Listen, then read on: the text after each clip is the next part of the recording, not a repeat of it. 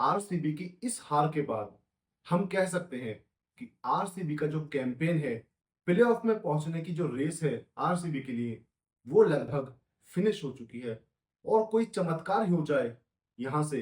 तो RCB playoff में पहुंच सकती है। लेकिन ऐसे चमत्कार होने की संभावना 100 में से 1% भी नहीं है। जी हाँ दोस्तों, अगर आरसीबी अपने आने वाले 6 मैचेस में जीतती है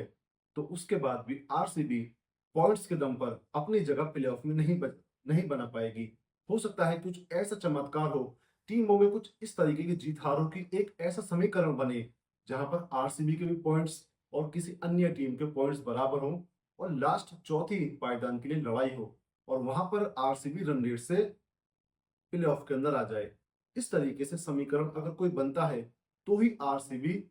प्लेऑफ में पहुंच सकती है। लेकिन उसके लिए आरसीबी को अपने अगले 6 मुकाबले जीतने होंगे, जो कि जिस तरीके से आरसीबी की फॉर्म लग रही है उसे देखते हुए हम कह सकते हैं कि ये एक असंभव सा काम है, क्योंकि आरसीबी जो अपने 8 मुकाबलों में से 7 मुकाबले हारी है, वो अगले अपने 6 मुकाबलों में से 6 के 6 मुकाबले कैसे जीत जाएगी, जबकि उसे एसआरएच से भी खेलना है, उसे चेन्नई से भी खेलना है, उसे दिल्ली से भी खेलना है दोस्तों, उसे दूसरी टीम्स जो लखनऊ से भी खेलना है और आगे चले तो और जो टीम्स बची हैं उसे उसके साथ भी मुकाबले खेलने होंगे, गुजरात टाइटंस के साथ, पंजाब के साथ। तो हमें नहीं लगता कि ये टीम अब प्लेऑफ की रेस में बनी हुई है। कह सकते हैं कि प्लेऑफ की रेस से 2024 आईपीएल में बाहर होने वाली जो पहली टीम है वो आरसीबी बन चुकी है। तो दोस्तों आज क्या गलती हुई? क्या आरसीबी ने ऐसी माइनर सी मिस्टेक करी जो आज का मुकाबला 1 रन से हार गए? जी हाँ दोस्तों, सबसे बड़ी आज के मैच में जो कंट्रोवर्सी रही वो रही विराट कोहली का आउट होना। विराट कोहली आखिरकार किस तरीके से,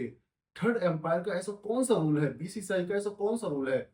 जिससे ये नया रूल बनाया है जिससे कि विराट कोहली को आउट दिया गया?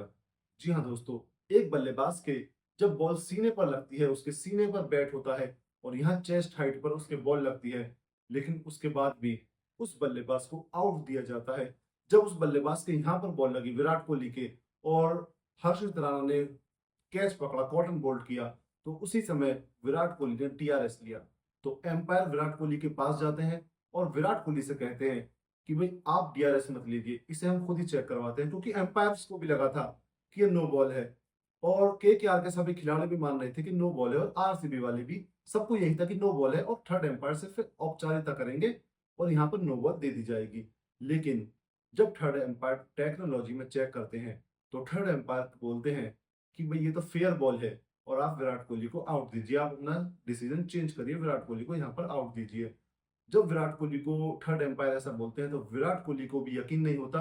केकेआर वालों को भी यकीन नहीं होता और आरसीबी वाले भी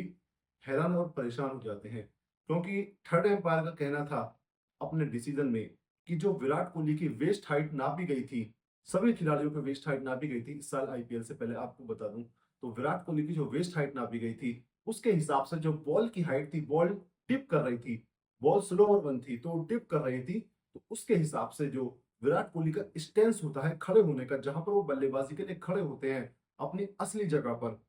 उस जगह से अगर विराट कोहली की वेस्ट हाइट से इस बॉल को नापा जाए तो ये वेस्ट हाइट से नीचे थी और ये एक लीगल डिलीवरी थी, ऐसा कहना थर्ड एम्पायर का था। और थर्ड एम्पायर ने इसी बेस पर विराट कोहली को आज के मुकाबले में आउट दे दिया, जो कि आरसीबी की एक तरीके से हार का कारण बना। जी हाँ दोस्तों, दूसरी तरफ हम बात करें कि आरसीबी को एक, हम कह सकते हैं कि 8 मैचों बाद आरसीबी को एक कॉम्बिनेशन मिला है जिसे वो आने वाले मैचेस में यूज कर सकते हैं, आने वाले 6 मुकाबलों में उस कॉम्बिनेशन को खिला सकते हैं। ओवरसीज प्लेयर्स की बात करें तो इस अभी तक 8 मैचों बाद ओवरसीज प्लेयर्स में उन्होंने ढंग का डिसीजन लिया है। एक तरफ उन्होंने विल जैक्स को खिलाया है, एक तरफ उन्होंने फैफ डू प्लेसी, कप्तान है वो तो खेलेंगे, उसकी छोड़ दीजिए, चाहे वो एक मैच में किसी भी मैच में रन भी ना बनाए, जब भी हमें वो खेलते हुए दिखाई देंगे। कैमरन ग्रीन को लिया गया और फर्ग्यूसन को, टोपली को हटाकर फर्ग्यूसन को बॉलिंग में लिया गया। कैमरन ग्रीन भी बॉलिंग करते हैं और आज उन्होंने अच्छी खासी बॉलिंग भी करी। तो इस तरीके से हमें आरसीबी का जो कॉम्बिनेशन है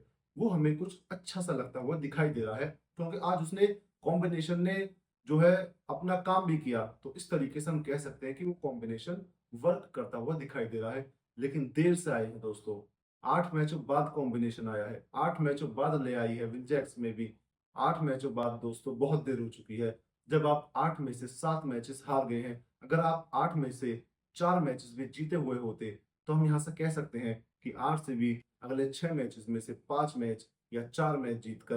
प्लेऑफ में क्वालीफाई कर लेती। लेकिन हम कह सकते हैं बड़े दुःख के साथ कि आरसीबी का प्लेऑफ का जो कैंपेन है, वो समाप्त हो चुका है और यहाँ से आरसीबी के प्लेऑफ में पहुँचने की जो उम्मीद है, वो 1% भी नहीं बची है। तो चलिए दोस्तों, मिलते हैं नेक्स्ट वीडियो में। अगर आप भी क्रिकेट से जुड़ी खबर में इंटरेस्ट रखते हैं, तो हमारे चैनल को सब्सक्राइब करें, वीडियो को लाइक करें।